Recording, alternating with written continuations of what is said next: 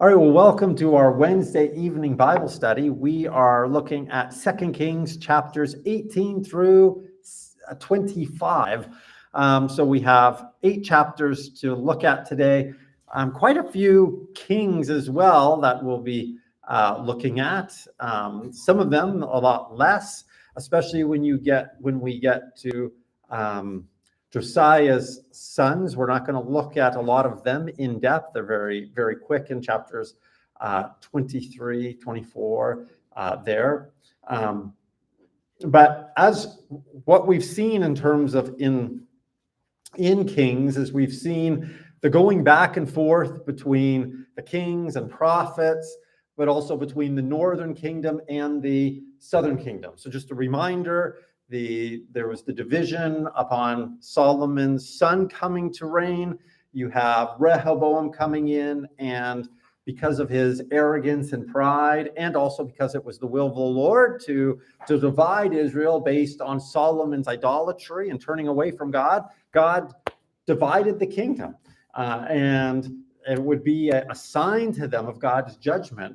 And then now we find God's judgment being very present, because in chapter 17, the Assyrian Empire has taken away the northern kingdom altogether. And it is, it's hard for us to imagine. I talked about this a little bit, the evilness of Assyria. It is like, in terms of how brutal they were this is where Jonah comes in. It's to the Assyrians that in Nineveh that Jonah was called to preach.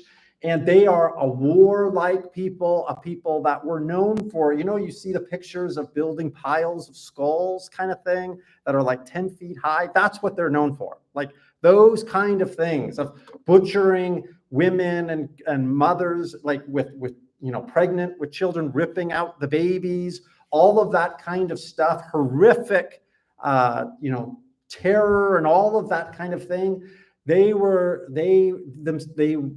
like people. They were like valued for their status in war and as warriors and that sort of thing. So just noting now, in a sense, that's coming to an end, but it's coming to an end actually in a very startling way. God is going to judge Assyria, and one of the instruments he uses to judge Assyria is the tiny kingdom of Judah.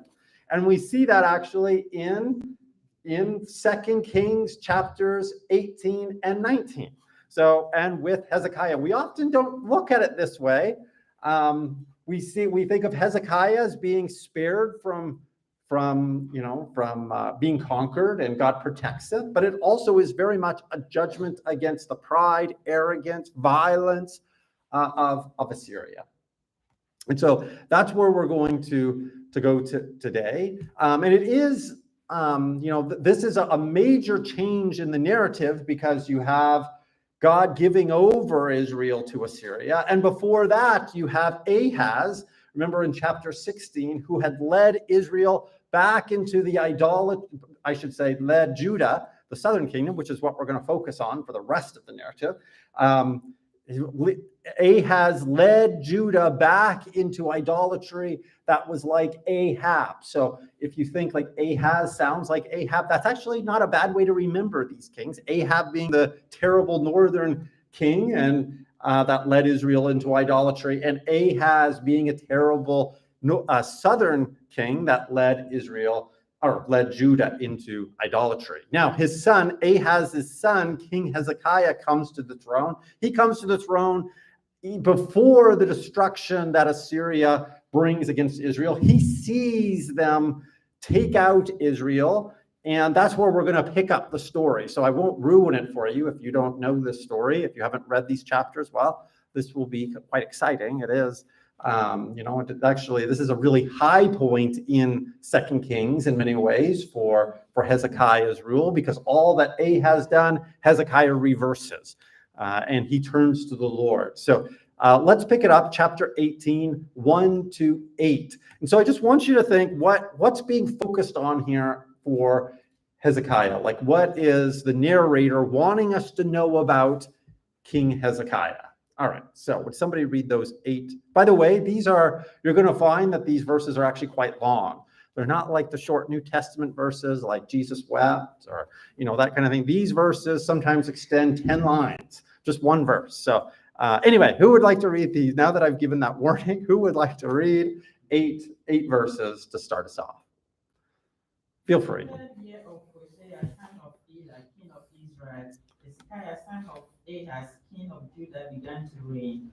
He was 25 years old when he became king, and he reigned in Jerusalem 29 years. His mother's name was Abijah, daughter of Zechariah. He did what was right in the eyes of the Lord, just as his father David had done. He removed the high places, smashed the sacred stones, and cut down the Asherah poles. He broke into pieces the bronze snake Moses had made. For up to that time, the Israelites had been burning incense to it. It was called Nehushtan. Hezekiah trusted in the Lord, the God of Israel. There was no one like him among the kings of Judah, either before him or after him. He held fast to the Lord, and the Lord stopped following him. He kept the commands the Lord had given to Moses, and the Lord was with him. He was successful in whatever he undertook. He rebelled against the king of Assyria and did not serve him. From watchtower to fortified city, he defeated the Philistines as far as Gaza and its territory. Thank you. Okay, so what do we see here in terms of Hezekiah? Do we see an emphasis here in terms of a description concerning who Hezekiah is, how he acts before the Lord? He's righteous, yeah. He's following what God wants him to do. He's leading like God wants him to lead. Okay, leading like God wants him, following God. Yep, Faith. Even though he's the son of Ahaz, Yes. and he has a bad influence, but still he's righteous. Absolutely. So overcomes the influence of his father, evil father in that sense. It does give people hope. You're not condemned or doomed to be like your father in that sense. Yeah. He's recognized that he is just like his father David. So we are ignoring his biological father, and we're saying his father is his father David. Right? Isn't that good? Like it. Skipping right over that part. That's right. It says, like in the introduction, it says that he is the king of Israel. Hezekiah, the son of Ahaz, king of Judah, began to reign. But then, as you say, in terms of it relates him, he's related. He is, and relationally, he's like David, his father. He acts like him. It is high praise, doing what was right in the eyes of the Lord, and all according to all that David, his father, had done. And notice when we looked at other kings in Judah that were good, it often had except that. You don't have that except that. And it's not that Hezekiah is perfect. We're going to see he's not. There's a number of areas where we see he could definitely improve in a sense, and we would expect that. He's a human king, but at the same time, he has a high standard, and he really does very, very well as far as the kings of Judah. He is one of the best, and I think that's something we should strive for. Strive for greatness. Strive to be qualified like this. How does God see us? It's often said, when I see the Lord, I want him to say, "Well done, thou good and faithful servant." And I mean, really, in light of that hope, all else really fades away and really has very little meaning or value. All right, so yeah, Michael. So how many years has it been since David? Are we talking 200 maybe or so? Yeah, now that's actually, it's not very hard to date that now. So David was until around 1020 BC, around there, somewhere in there. I might be off by 20 years, but it's in that neighborhood. And you had, thank you. And you have the Assyrian invasion, and taking away of Israel in 722 BC. So we can date it actually very exactly. So when you think of that, 300 years, almost exactly, 1020 to 720. Now, this is just before his reign overlaps with that, starting with Israel is being threatened by Assyria, And then in a number of years, as we're going to see in just the verses that follow, Assyria takes out Israel altogether. So, I Yeah. just think of it just that in light of the fact that, like, this phrase that David is counted like his father, and sort of the shadow that David casts, right? Like, Yeah. we're talking a 300-year gap, and it's like, yeah, no, that was your dad right there. Like, we still remember, and he's just a generation or two, I'm sure, like, just briefly, and it's 300 years. It's like 1700s for us, right? Like, who out of the 1700s would you be like, oh yeah, well, I'm sort of related to him and sort of asked him, so, that's actually really nobody. My dad. Yeah, that's right. Nobody relates to somebody in the 1700s, do they? It's a long period of time, Yeah. right, to be looking back on and being like, yeah, that's kind of my dad. And it is actually really funny. Of course, as Christians, there's an irony, isn't there? Like, who do we want to be like?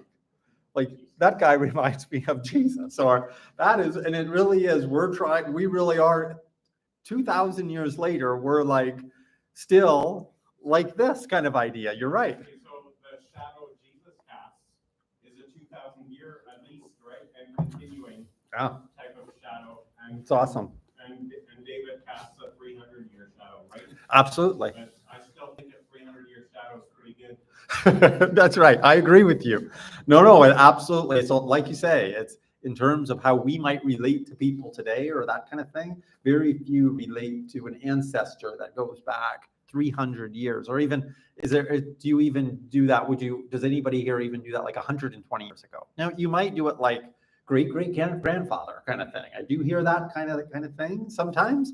But that might go back, 80 years or something like that. So you bring up actually a very interesting point, the shadow even that's cast, and thinking back that David made an incredible mark on the kingdom and on all future kings in his line, for sure. So very good. So we see that. That's obviously a very important point, that he did all that was that according to all that David his father had done. We see that. And then we see he removed the high places and broke the pillars. So that's quite an important. That often is what Judah's kings did not do. They left those things. They left the high places down.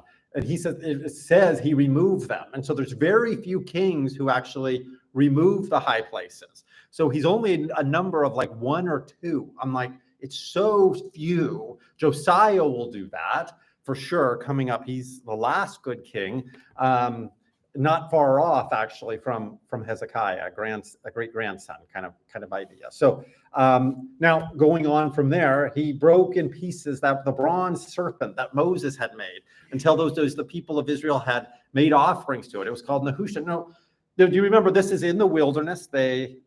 Moses held up the snake. Now, I want you to know, this is like in the Old Testament, this is the closest imagery we have of an event that parallels the cross.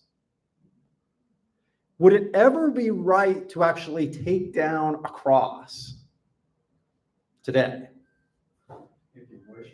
If you're worshiping, and does that actually happen? Actually, in the history of the church, you have things that were actually good at some point, but that becomes an idol. It becomes something that people worship. And this is an example of actually something that was originally good and should have been a sign, should have been a reminder for people of God's deliverance, saving, even as the cross is, but it can take the wrong place in people's hearts. And people can become obsessed about it. The sign now becomes the reality, in the sense of what people are actually holding on to. And that's what happens here. And he recognizes that. He has this perception. It would have taken a great deal of strength.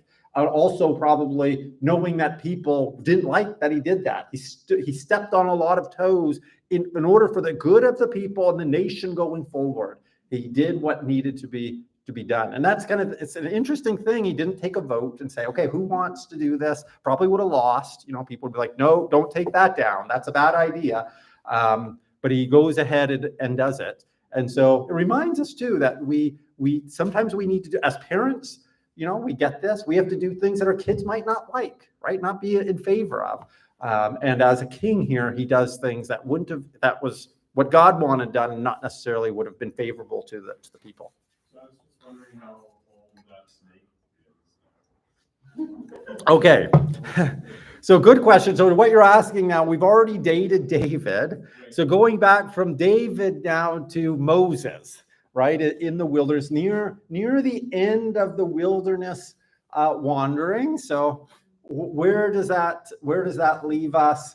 So we're talking somewhere around 400 years prior, somewhere in that, so 400 years prior to David. So, and this is 300 more, so we're looking at something that's 700 years. That's actually quite something. Like, this is a relic, an artifact, and something that had been preserved for a long time, holy, sacred, and all of that kind of thing, I'm sure. And so, yeah, it would have been, you would have been getting in trouble with certain groups for sure by doing so. Yeah, Ray? So how many good kings were there between that 300-year period? Okay, so it's not too hard to figure that out. In the southern kingdom, in Judah, so just in the northern kingdom, just to let you know, at most there's one. And I've mentioned this already, that would be Jehu. I actually would argue that Jehu should be considered in the realm of a good king. Even though he was violent, he did very similar to this. He did what was right. God says of him, you did what was right in my eyes. Now, saying that, wasn't perfect, it was compromised, and so on, but he actually is called, it says that he's righteous in the Hebrew. So saying that, I don't have any problem putting him in the good camp. That's only one. Oops, sorry. How many kings were in the northern kingdom? 20. It's really easy, actually. There's 20 northern kings. How many kings are in the southern kingdom? There's actually 20, even though it extends an extra 140 years longer. So you have the same number of kings. And the reason is because in the northern kingdom, you had a very quick reigns. You had like a king reigning for 6 months, a king reigning for 2 years and 6 years. And so very oftentimes you had a switch over of kings or dynasties that were very short.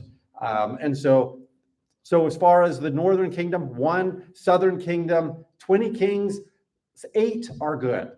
Now, at this point, there's only Hezekiah is a good king. How many good kings are left now to have before the end comes in chapter 24?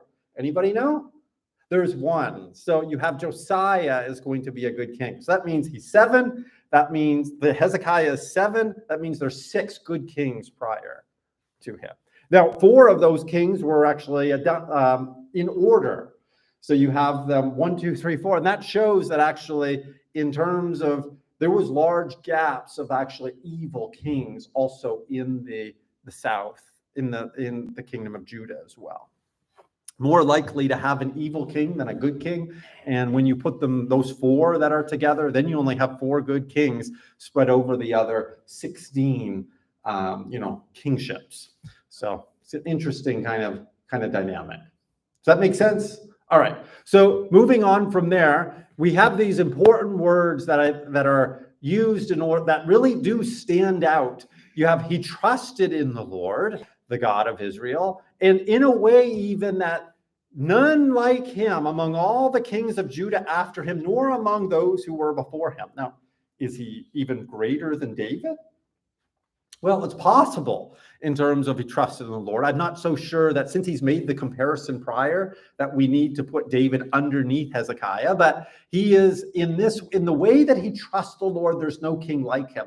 And I actually think all of us have God-given strengths that God helps us with. Some are called to holiness. Some are called to really be people of peace, of joy, people of you can name it in the sense of that God, we are naturally oriented that way. And I mean, as Christians. And I really think actually so all together we shine as Christ. Like Christ had, of course, them all. And I would just encourage you to appreciate that strength that you have, it isn't of yourself, but it is of God and it is a gift. And it really is, an incredible blessing for us to have that. So he has this great trust, this faith. By the way, whenever you see trust, just know that's what faith is. Faith is is trust. It's a relational word. It's a word that shows a dependence on, a submission to. So he trusts in the Lord, the God of Israel. Now we're going to see this played out, how he trusts the Lord. Verse 6, though, goes on to say he held fast to the Lord. Now, holding fast is like it's opposite of what Solomon did. So would somebody read 1 Kings, for example, 11, 1-2? And we see the same word being used there. Even verse 1, actually. We don't need to read the whole thing, but. Now King Solomon loved many foreign women, along with the daughter of Pharaoh, Moabite, Ammonite, Edomite, Sidonian, and Hittite women. Now just read the very last phrase of verse 2 also now. Sorry, I said you didn't have to, but. You shall not, like what he said, let me just read the whole thing. The nations concerning which the Lord had said to the people of Israel, you shall not enter into marriage with them, neither shall they with you, for surely they will turn away their hearts from after their gods. And then, Simon clung to these. so that word actually clung to is the same in Hebrew. So it's quite interesting. Held fast, clung to is the same one. So it's saying that Solomon clung to, held fast to his wives, whereas Hezekiah held fast to the Lord. It's actually, and that is actually the sin of Solomon, is that he didn't hold fast to the Lord.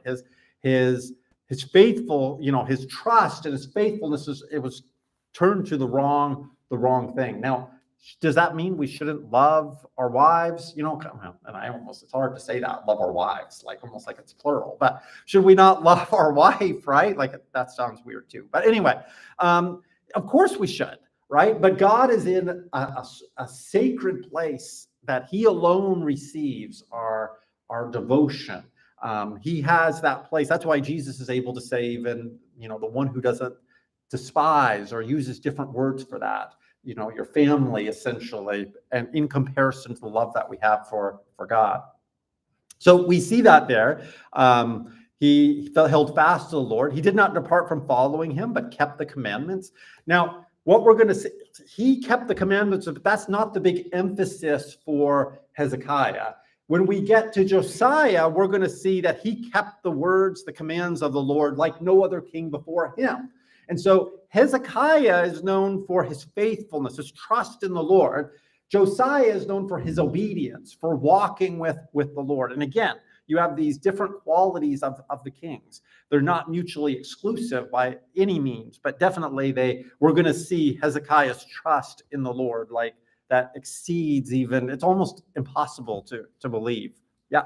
So when they asked Samuel to make a king for them, Saul, that was Israel, not Judah then, right? Because when the Israelites came over, they were all Israel together. That's where I'm throwing, Okay, so that's it. It's speaking there more so of a united kingdom. And so you have the 12 tribes, but they're functioning more as and under Samuel, they're actually coming together as the 12 tribes. Okay, so it's working and moving toward a united, the tribes are all in unity together. So here you have the northern kingdom and the southern kingdom, or just very briefly here in chapter 18, because it's about to be divided, or one kingdom being done away with, I mean. Yeah, but Judah was only one tribe then, right? Well, we would have had Judah, Levi, many of the people of the northern kingdom that didn't like what was going on there moved down. You see that in Chronicles, actually, that kind of listing. It doesn't even talk about Israel, the northern kingdom, much at all. It focuses almost exclusively on the southern kingdom as being Israel. Yeah. All right. So moving along, the Lord was with him. So how was he able to do what he did? The great qualification for him was that the Lord was with him. So wherever he went out, he prospered. And then we see these words that, now, again, in context with this narrative, we've already seen Assyria has taken out Israel, which is greater, more mighty than the southern kingdom of Judah. He rebelled against the king of Assyria and would not serve him. It just kind of puts it in there, and then it continues on. He struck down the Philistines as far as Gaza, its territory from watchtower to fortified city. Okay, he had some conquests, but it notes that. Just realize this is nothing has happened yet, but it's going to come.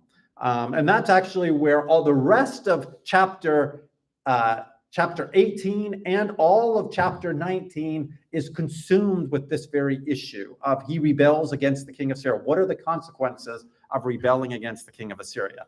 Now, what would that mean? Just understand, like, let's just take a moment. What would it mean for him to rebel against the king of Assyria? Vincent?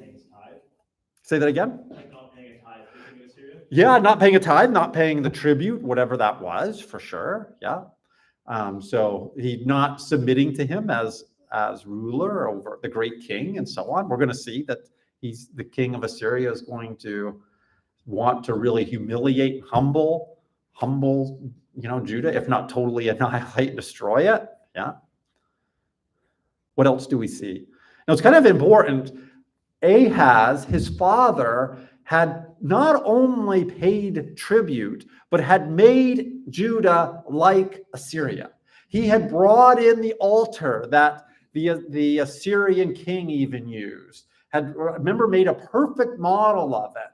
He had, he brought in all kinds of idols into the house of the Lord. He made Israel or Judah like Assyria. And now he's not only undoing those things, but he's now saying, I'm not going to serve you anymore. I'm not paying any more tribute. And of course, that could bring on the wrath of Assyria. Now remember, they're warlike.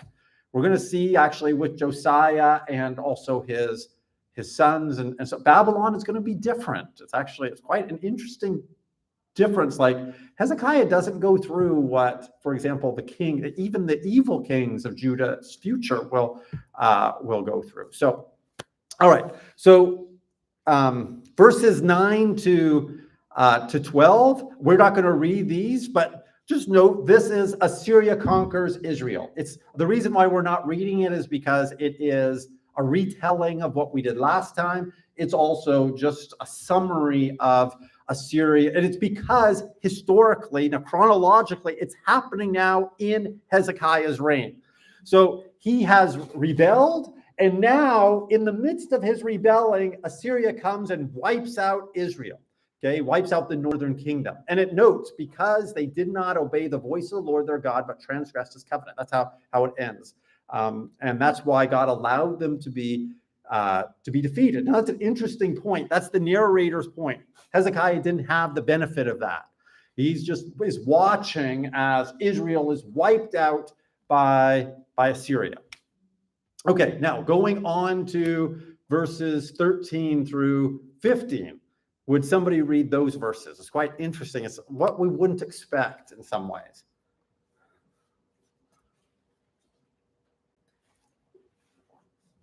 In the 14th year of King Hezekiah's reign, Sennacherib, king of Assyria, attacked all fortified cities of Judah and captured them.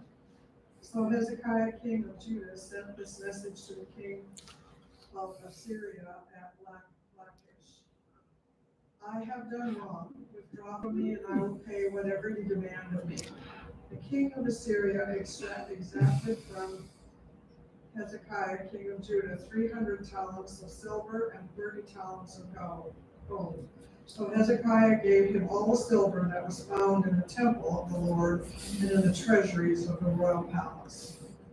Okay, thank you. So what do we see there happen? So we see that he came against all the fortified cities of Judah, and that's a lot. Like this is something like Hezekiah actually fortified all the cities, and the kings actually did this in times of, any time of peace and prosperity, they would fortify their cities against war and so on. And so here, just as he wiped out Israel, now it's like he comes and it looks like he's going to wipe out Judah. Now it's interesting. Isaiah talks about this. Remember the words that you have of the prophecy concerning Emmanuel, God with us, in Isaiah chapter 7 and 8. That's where you find those words there. In that, it talks about how actually to the prophecy to, I think it's to Ahaz actually, that what God is going to bring about is that the enemy is going to come, and it's going to come even up to the neck. And it's really interesting. That's exactly what God allows, coming right up to destroying all the cities of Judah except for Jerusalem. And then Isaiah prophesies that God is going to bring about a great deliverance. And it will be a sign. And so it will be a sign of even God with you. God is there. God cares. God is delivering. And so what does Hezekiah do? He's got all the fortified cities taken. Now, this is where I said he's not a perfect king. Nobody trusts like Hezekiah. And yet, what is Hezekiah's response to all the cities being taken? Now, again, I still think it doesn't show that he abandons his faith. It just shows he doesn't have a perfect faith. It would be like, imagine if, in some ways, if the bank foreclosed on your house, or it was going to take it away, and you went to the bank to beg them to not take it away. Please, let us make a deal. Let us work something out, or something like that. And you're saying that's not really a great example. I'm just saying, it's something where we would do anything in our power to try to, even if we have to humble ourselves and go and make things right. And that's what he does. He's like, I'm sorry. That's what he says. I have done wrong. Withdraw from me. Whatever you impose on me, I'll bear. Now, this is a huge, ask of the king of Assyria, asking for 300 talents. Just, we've talked about numbers before. 1 talent was about 75 pounds. Okay. So you can put 300 times by 75, and that's times by, I think you get it. You get, it's a huge, yeah, it's a huge amount, isn't it? And that's of silver. And then you have the 30 talents of gold. And he gave him, it talks about what he did. Now, he's kind of getting into sacred territory here, right? He goes into the Lord's house, takes out all that he finds there in the treasuries of, it seems like he's emptying even all that he can. I didn't have you read verse 16. You can see he stripped the gold from the doors of the temple and so on. So he's doing everything he can to send. Now, is it successful? Would somebody read verse 17? We don't have time to read everything, but somebody read verse 17 for us. The king of Assyria sent his supreme commander, the chief officer and his field commander with a large army from Lachish to King Hezekiah at Jerusalem. They came up to Jerusalem and stopped at the aqueduct of the upper pool on the road to the washerman's field. Okay, so, and now read verse 19 and 20 for us. The field commander said to them, "Tell Hezekiah, this is the great king, the king of Assyria says, on what are you basing this confidence of yours? You say you have the counsel and the might for war, but you speak only a few words. On whom are you depending, that you rebel against me? Look, I know you are depending on Egypt, that splintered reed of a staff, which pierces the hand of anyone who leans on it. Such is Pharaoh, king of Egypt, to all who depend on him." Now he's going to go on to say, is it the Lord you trust in? And he says, is it not he whose high places and altars Hezekiah has removed? Now just noting, he doesn't know the Lord. He has a very limited understanding of God, but for him, it doesn't make any sense that Hezekiah has removed those, that he thinks it is they sacrifice to the Lord there. Why would God not want that? The exclusivity of worship in one place didn't make any sense to this king. And so he mocks him even. And he goes on and mocks him even more. You're so weak. You don't even have 2,000 charioteers. If I were to give you 2,000 chariots as a gift, what good would that? And how are you even going to stand up against one portion, a small portion of my army? And so we see that he goes on, right? And you have this dialogue that takes place there. Would somebody read 2 Kings 18 verse 30?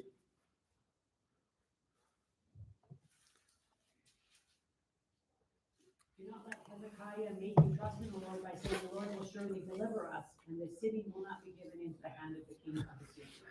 Well, that sounds kind of like, we sometimes hear that. Like, why would you trust in the Lord? Like, why would you trust in that? That's just wishful thinking. I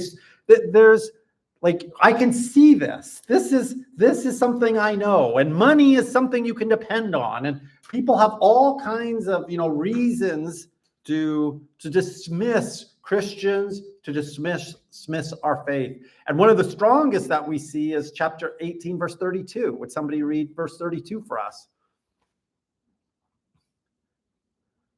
And so I come and take you to a land like your own, a land of grain and new wine, a land of bread and vineyards, a land of olive trees and honey. Choose life and not death. So you say, what is it? What are the words? Choose life and not death. Doesn't that, it almost sounds like the same thing that God says.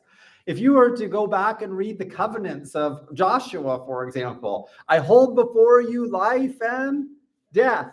And here you have the same kind of thing that the Rabshakeh, the official who has a great army with him, I hold before you life and death. Which one are you going to choose? Do you see the enemy actually likes to turn and deceive God's people into thinking that actually death is life and life is death? And actually, and the other side of it is it possible that Hezekiah might and his city might die? Like, is it possible that God could let them actually be defeated? Well, at this point in time, it is possible. It is possible because they have a history of rebellion against God. Hezekiah could be thinking, it's too late. We have waited too long to turn back to the Lord. You find very similar words, by the way, in Daniel, where you have Shadrach, Meshach, and Abednego, who are told either you bow down and worship the statue that I've set up, or you get the fiery furnace. Your choice, life or death. I'm holding it before you. And what is their response? We will not bow down and worship you, and our God is able to deliver us. But even if not, even if he doesn't deliver us, we're not going to bow down to your statue. We're not going to compromise. And the same kind of thing is offered to Isaiah or to Hezekiah. I'm getting ahead of myself. Isaiah isn't in the picture yet. He's coming. But the same offer is given to us in terms of compromising. God is calling us to serve him alone, to not put our trust in other things, to put our trust in him. Now, to say that it's not a compromise to simply go to doctors and have help from them. That's not in itself a compromise. Go to God. God can bring healing to us any and every way that he chooses. But we go to him first. It's not a compromise for us to take the money in our bank and so on and to use it to feed our kids but it is a compromise if we don't go to God and ask him to meet our needs any way that he chooses. It's not a compromise for us to go and get a job when we need money financially and even take on a second job. But it is a compromise if we don't go to the Lord first and ask him to provide and to direct our steps. Do you see that? And all of these things, it's asking God first, God, and putting our lives into his hands, asking him to, and telling him, submitting ourselves to him, telling him, you are our God. Yep. So Hezekiah should have told God to wipe them out instead of giving them all that money and doing all that. Well, that's a question that the text doesn't offer us, but there is rebukes to other kings for actually giving tribute, for relying and trying to make the alliances, for example, with other nations in order to find protection, so on there. And so it does seem that, if he had relied on God, God would have delivered him without him stripping off of all of the gold and extracting this from the people as well. Absolutely. But you know what? God still comes through. Isn't it amazing? Even when we compromise, when we get our heart right, and that's what we're going to see. It didn't satisfy. I think actually this happens in our lives, is that we often do things in our own strength until we have no other resources left. When we can't do anything else, then we go to the Lord. Now I'm going to go to the Lord. I could have gone before, but I could actually handle it myself. But now that I can't handle it myself, now I'm going to go to the Lord. And you know what's amazing? In the history of God's people, God comes through. God does save. He's deliverer. The sad part of, I think, often is that we have often squandered our resources when God would actually come through. He doesn't require us to give up our resources all the time in order for him to come through. Now, he might tell us, go to the bank, get the money. He might tell us to do everything we can in our own strength. I'm not suggesting that that doesn't happen. I'm just simply saying in this particular case, it does appear, in all things considered, it does appear to be an act of compromise. Because it's never been about the size of the army. It's always been about the size of our God. I can ask a Yeah, question. for sure. Okay, what about in situations where people are ill Mhm. and they believe that the Lord will heal them and they're going downhill, Mhm. but they're still believing God is working and can Yep. heal them. So how do you get them to go see a doctor? And that is a really very important question. First of all, do we see doctors as gifts from God? Do we see medicine as gifts? Do we see that God actually has given people even into our lives that studied in order to help us, and that these things are actually something that God has for us and helps us? Never is like in that way something that would help medically. Even like Luke was a doctor. It's kind of quite extraordinary, kind of thing. Like he was very intelligent, but he would be helping as far as he could. And that is not seen as a bad thing. So it's wrong perspective. It's often God versus medicine where the problem is. And I actually think, first of all, it's first of all just going to God. And I would say, unless God says to you, don't go. And I would say, do that. Like, we really need to be sure. And I say that, how do we discern the voice of the Lord according to when it's not specifically, explicitly written in Scripture? First of all, hold it lightly in your heart, first of all. When it's something, and I'm not saying that it won't be confirmed, but you need to ask God to confirm it. Talk to those who are wise among you, the community, that will confirm or actually help give you another perspective on things. You ask God to actually give you peace about whatever way you're going. I can't understand sometimes how God does seem to tell some people not to go to the doctor and then they get healed. I can't explain that.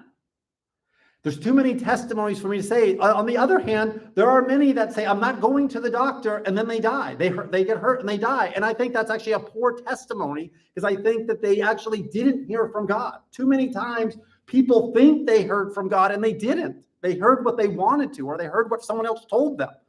There's a lot of talk going around in terms of on the internet and on churches and so on, that like medicine has got God's second best. And I don't believe that. Whatever way that God chooses to bring healing, that's his best. And I do believe for the most part, it's going to be through medicine, because it's there, it's accessible. God gives it. Why wouldn't you take it? Pastor Feller has a great story about how, he had his wisdom teeth taken out, and he had a bottle of painkillers on the dresser, and he prayed, God, take away this pain. God, I have faith. I trust you. Take away this pain. And all along, the painkillers are sitting there, and he's asking. And so he said it was like all through the night, he's agonizing. And finally, it's like he had a word from God that it's there. The answer to your prayer is right there on the dresser. Take the pills. And I think we need to actually appreciate, understand that medicine is not against God and against his healing, first and foremost. And that divine healing is actually whatever way God chooses to bring healing. And I think it often happens in combination with. It doesn't have to be either or. It can be both and. And if God wants to, before you go for surgery, he can heal you. And it happens all the time. So it's not a matter of whether you trust God in terms of in the medicine or with God. It's trust in God, however he chooses to bring healing. And when God gives you a gift that can extend your life, and we see that in Isaiah, he takes that.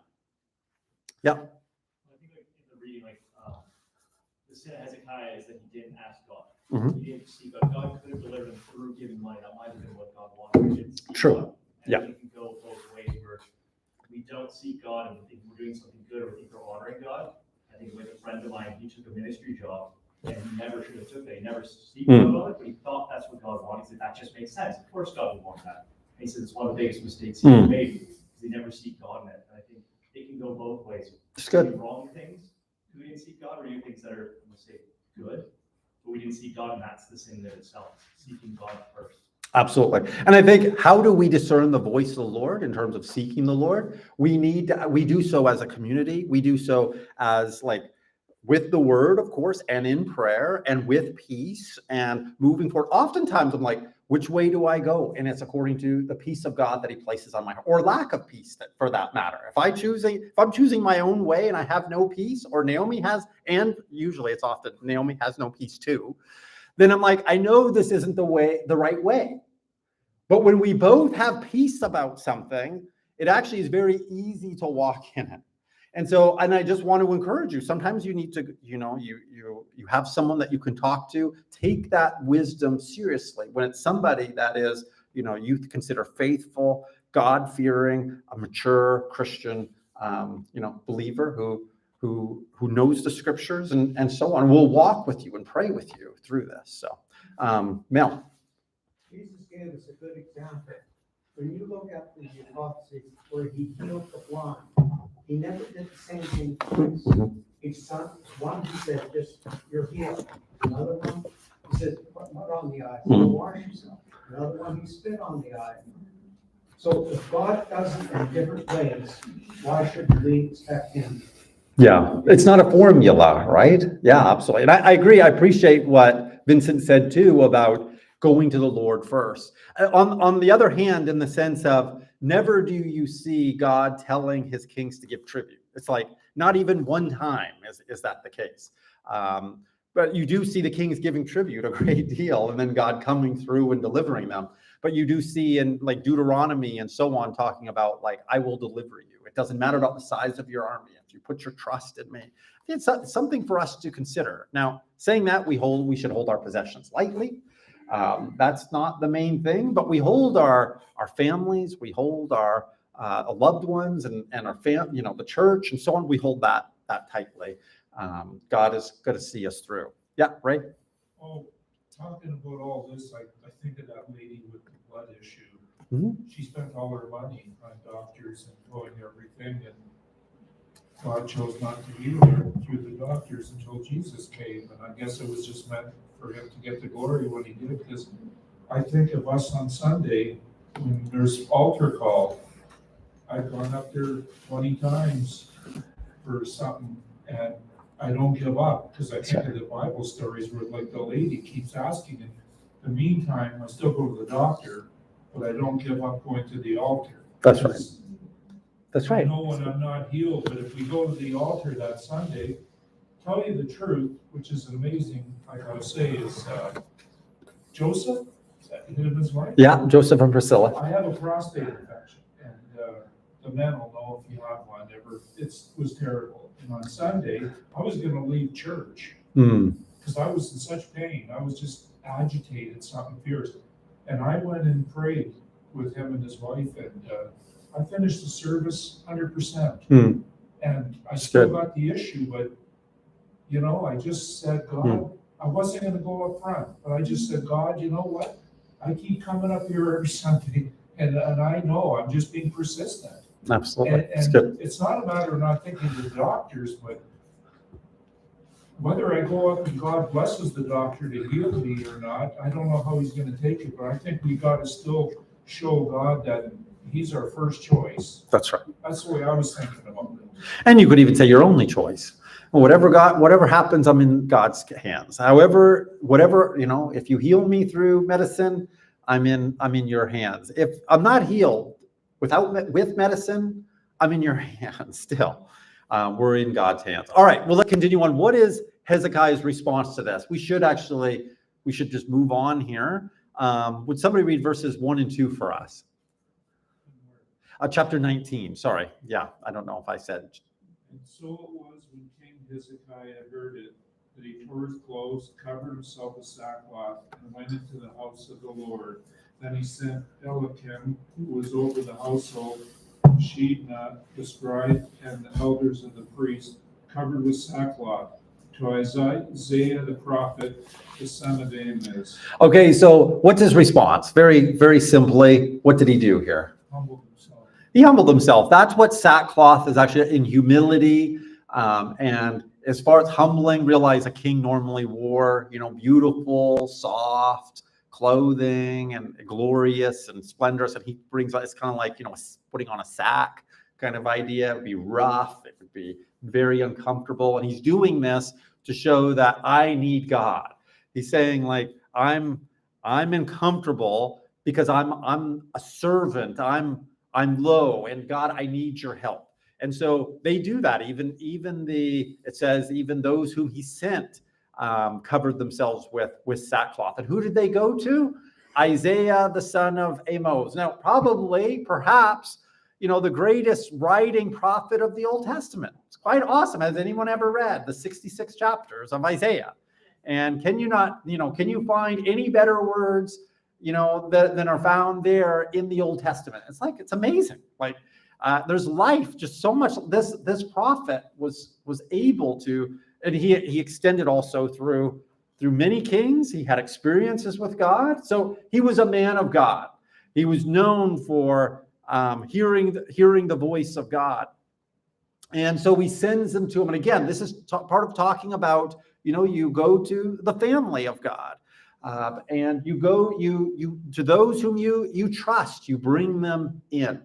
Would somebody read verses 6 to 7 of the same chapter? And we see Isaiah's response. Isaiah said to them, say to your master, thus says the Lord, do not be afraid because of the words that you have heard, with which the servants of the kings of Assyria have reviled me. Behold, I will put a spirit in him so that he shall hear a rumor and return to his own land. And I will make him fall by the sword in his own land. Thank you. Now, just a note, you do find the same story, and most of it in Chronicles. You also find it in Isaiah chapters, I think it's 36 through 39. So it's quite like almost all of these details are found there. It's quite, so it's so important that it's found in minimum three places. It's pretty important. Yeah, right. What's unique about this is we were just talking about, if he would have done this in the first place, instead of stripping, God just showed him, you could have saved yourself a lot of that grief. Yeah. Because he just went through what he should have done. I think so. I tend to think that if he had gotten his heart right first, he saw Assyria, he saw him come upon the land. Why try to do it in your own strength first? Do you not need God? Do you not need his help? Are you happy to be the servant of this mighty empire? And I think it's quite important for us to understand that God actually cares about us. God actually watches out, protects us. He might be wanting even to do something awesome and amazing to and for us. Actually, I think I've learned to pray, God, just pour out your grace even upon me. Let me see wonderful things from your hand. And very often, sometimes it's like you walk from one great thing to another. You see his hand. Now, to say that, other times it seems like, where is God, right? Where did you go, God? And you feel that way. And then it's a matter of, I trust even though I don't see. And we have both of those kind of seasons. All right. So what we have in the following verses 8 to 13, we're not going to read all these, is Assyria then threatens more. And so they pile on the threats. There's reason to, you have an opportunity to back down. Would somebody read verses 16 and 19? Not 16 and 19, but 16 and 19 now of this chapter. You hear, Lord, in fear. Open your eyes, Lord, and see. Listen to the words the cherub has sent to recure the living God. And 19. Now, Yeah. Lord our God, deliver us from his hand, so that all the kingdoms of the earth may know that you alone, Lord, are God. So he's now praying that God would listen, would see, would act. And his words are even that he would save us. And there's humility, God, that and also there's he's not just looking out for himself here, is he? It's actually quite a beautiful way to end. That all the kingdoms of the earth may know that you, O Lord, are God alone. Do you know that this is actually the very heart of God? That all that that the earth would be filled with the knowledge of the glory of the Lord. And that's what we see here, that all may know you. And that's the heartbeat of the Old Testament, but realize it's also the heartbeat of the New, that all people would know the Lord. And actually, it's what an awesome act. It's almost as awesome as the deliverance from Egypt, as God takes Israel out and even defeats Pharaoh's army. Here you have this mighty king who has come against the small, tiny nation of Israel. And so here then in verses, we're not going to read them again, but 2 Kings 19:20-34, we have God responds to Hezekiah through Isaiah. And we have also God responding to Assyria, that it is against him that Assyria has been blaspheming, has been speaking against, been prideful. And so I know you saw this on or heard this on Sunday. What takes place? What's the outcome of all of this? Would somebody read verses 35 and 36 for us? That night, the angel of the Lord went out and put to death 185,000 in the Assyrian camp. When the people got up the next morning, there were all the dead bodies. So Sennacherib, king of Assyria, broke camp and withdrew. He returned to Nineveh and stayed there. One day, while he was worshipping in the temple of his god Nisroch, the sons of Adrammelech and Shazak killed him with the sword, and they escaped to the land of Ararat. And Esarhaddon, his son, succeeded him as king. So what is God's response? Well, to send out one angel. It's kind of humorous. Here you have an army, a massive army, and God sends out the angel of the Lord and 185,000 troops. A massive, it's almost, it's almost too many to take in. In one night, they all fall. And then that's not it. It's not just the army that suffers. It's just again, similar to, remember Egypt, the Pharaoh lost also his firstborn son. And here we have the king of Assyria losing his life. And who is it that betrays him? Well, his own sons murder him in his sleep. So it's it's not a great, in a sense, it's horrifying. But for those who would mock, rebel, reject God, God will deal with them. When God comes against us, we need to understand God will protect us. God will see us through. God will save. God will deliver. Now, saying that, he may also choose not to. Sometimes he allows Christians to die. He allows Christians to suffer. He doesn't answer the way that we think he should. But the promise that God shepherds, takes care, looks after, still holds true. It's just sometimes he has other purposes, other plans, but we can always trust him. Now, in chapter 20, we're not going to read this, so we're just going to go to one passage here. I want to cover a little bit more of 2 Kings, but we have Hezekiah's illness and recovery. Now, this is another interesting kind of point.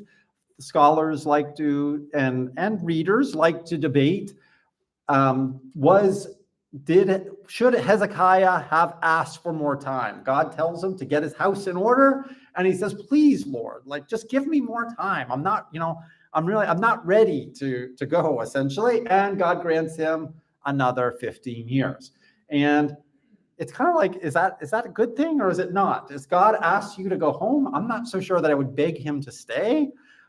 But at the same time, there's something about, Paul saying to live is Christ, to die is gain.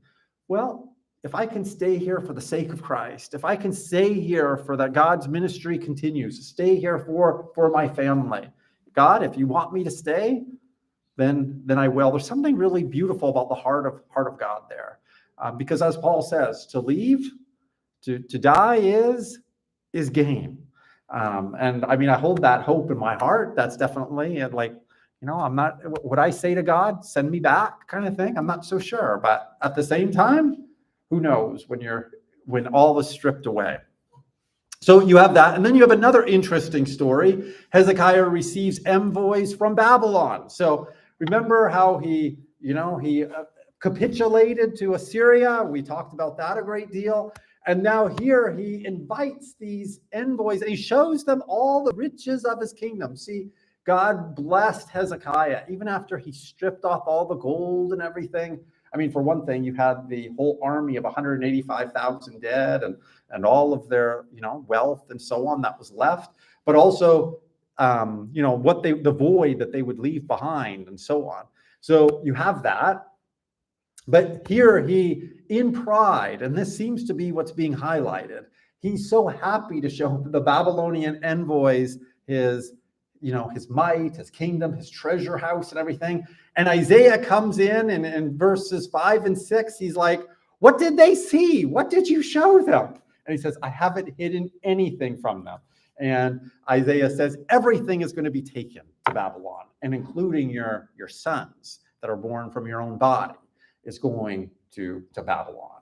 And this shows actually how quickly this is going to happen. That there is, it's in a very short period of time, you're going to have a reversal taking place, but not in Hezekiah's day. And so Hezekiah has a little bit of pride and it's like, well, it's good that it doesn't take place in my days.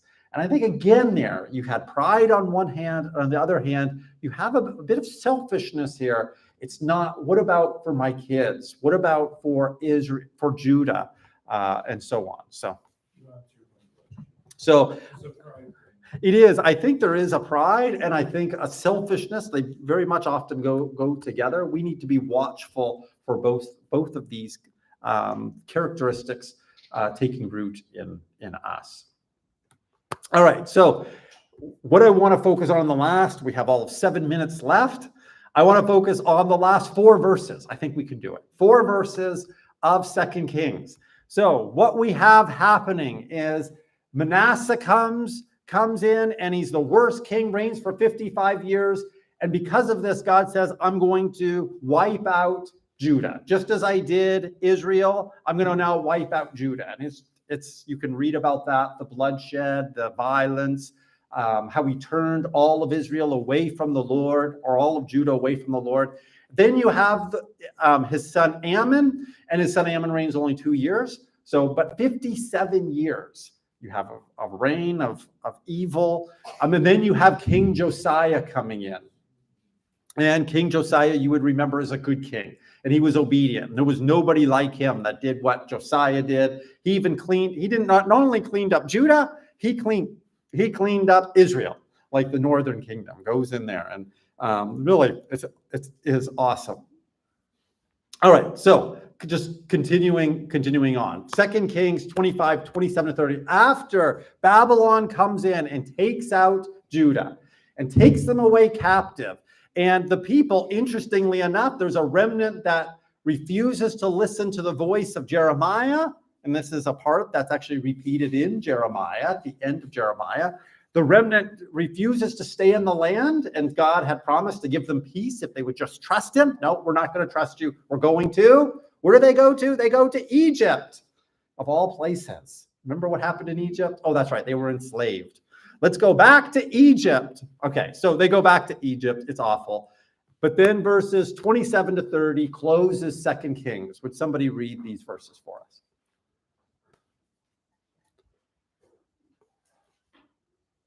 In the 37th year of the exile of Jehoiakim, king of Judah, in the year Awel-Madach became king of Babylon, he released Jehoiakim, king of Judah, from prison. He did this on the 27th day of the 12th month. He spoke kindly to him and gave him a seat of honor higher than those of the other kings who were with him in Babylon. So Jehoiakim put aside his prison clothes, and for the rest of his life ate regularly at the king's table. day by day, the king gave Jehoiakim a regular allowance as long as he lived.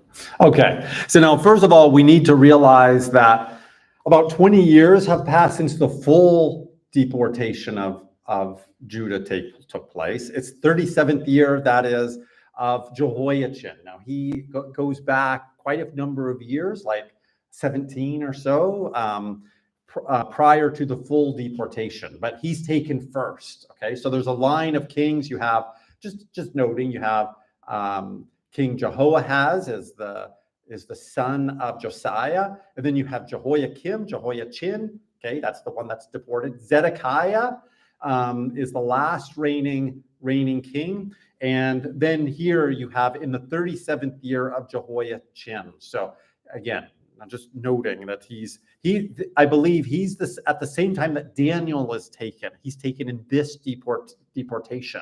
Okay, so now what's happening here? You have the king at this time in his 37th year. You have him freeing him from prison, and he's speaking nicely. Actually, it's the word there is speaking good to him, and gave him a seat above the seats of the kings who were in Babylon. It's raising him above, gave him a place of prestige.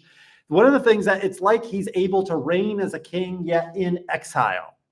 And actually, it's now why does it end this way? What's the point of this? Understanding this book is written to a people who are still in exile. They haven't been released yet. This is before Cyrus, the king of Persia, said, go, as Second Chronicles ends. And so here you have this ending.